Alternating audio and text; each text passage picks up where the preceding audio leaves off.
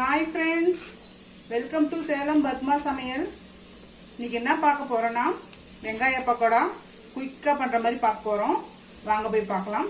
அதுக்கு முன்னாடி நம்ம சேனல் இப்போ தான் புதுசாக பார்க்குறீங்கன்னா சப்ஸ்கிரைப் பண்ணிக்கோங்க, பக்கத்தில் இருக்கிற பெல் பட்டனையும் அழுத்திக்கோங்க. இப்போ இந்த ஆனியன் பக்கோடா செய்யறதுக்கு தேவையான பொருள் பார்த்தீங்கன்னா, நான் வந்து 4 பெரிய வெங்காயம் வந்து இந்த மாதிரி நீள வாக்கில் கட் பண்ணி வச்சுருக்கேன். இந்த மாதிரி 4 வெங்காயம் கட் பண்ணி வச்சுருக்கேன். அதுக்கப்புறம் பார்த்தீங்கன்னா ஒரு பச்சை மிளகாய், கருவேப்பிலை கொஞ்சம், மிளகாத்தூள் 1 டீஸ்பூன், 1/4 டீஸ்பூன் வந்து கரம் மசாலா பொடி, இது பார்த்தீங்கன்னா 1/4 கிலோ அளவுக்கு கடலை மாவு, 2.5 டேபிள் ஸ்பூன் அளவுக்கு அரிசி மாவு, உப்பு தேவையான அளவு, பெருங்காயம், அதுக்கப்புறம் வந்து இது வந்து ஆப்பச்சோடா. பாருங்க, மிக்சிங்க்கு ஒரு பவுல் எடுத்து வச்சிருக்கேன். நான் வந்து ஃபர்ஸ்ட் பெரிய வெங்காயத்தை எடுத்து போட்டுக்கிறேன்.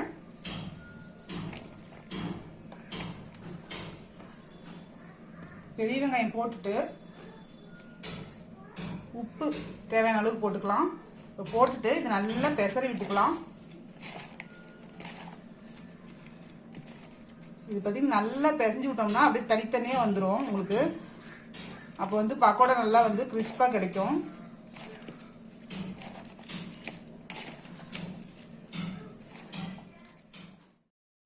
இப்போ பாருங்க, வெங்காயத்தை நான் நல்லா ஊற்றி விட்டேன். இப்போ வந்து பச்சை மிளகாயும் கருவேப்பிலையும் நான் போட்டுக்கிறேன்.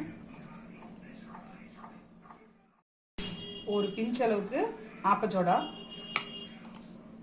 இப்போ மிளகாத்தூள், கரம் மசாலா போட்டுக்கலாம். பெருங்காயம் பொடி கொஞ்சம் போட்டுக்கலாம். பெருங்காயம் போட்டால் நல்லா வாசமாக இருக்கும் பக்கோடா.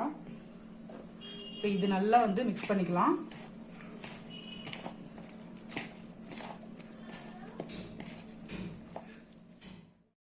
இப்போ பாருங்கள், எல்லாம் நான் மிக்ஸ் பண்ணிட்டேன். இப்போ வந்து நான் அரிசி மாவு போட்டுக்கிறேன், அப்புறம் கடலை மாவு. இப்போ இதெல்லாம் நல்லா பெசரி விட்டுக்கலாம்.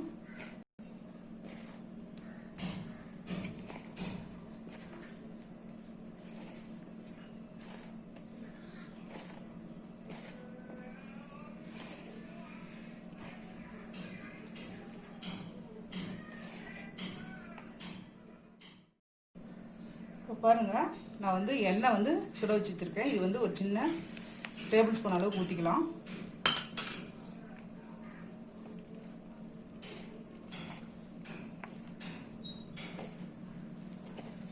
பாருங்கள், தண்ணி ஊற்றலாம். நம்ம இதுலேயே அந்த தண்ணி உழுது உப்பு போட்டனால அந்த வெங்காயம் அப்படியே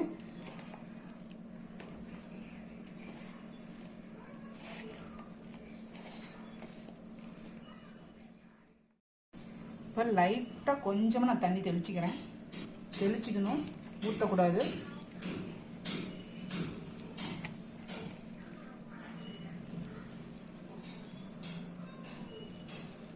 பாருங்க, மாவு கரெக்டாக வந்துருச்சு.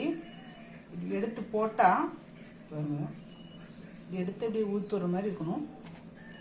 வேணும்னா நம்ம தண்ணி தெளிச்சிக்கலாம் அப்பப்போ. இப்போ பாருங்கள், நான் வந்து ஆயில் ஊற்றி வச்சுருக்கேன். இப்போ இந்த பக்கோடா எடுத்து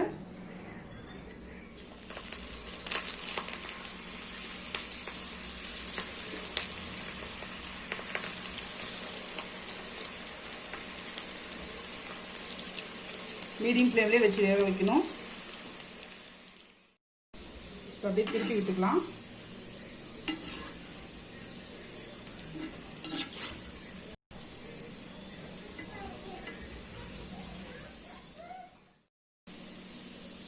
இப்போ பாருங்க, நம்ம பக்கோடா ரெடி ஆயிடுச்சுங்க.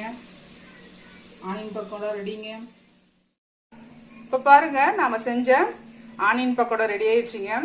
இது பார்த்தீங்கன்னா டீ போடுற டைமில் குயிக்காக பண்ணிடலாம். ட்ரை பண்ணி பாருங்கள். இந்த வீடியோ உங்களுக்கு பிடிச்சிருந்தாக்க லைக் பண்ணுங்கள், ஷேர் பண்ணுங்கள், கமெண்ட் பண்ணுங்கள்.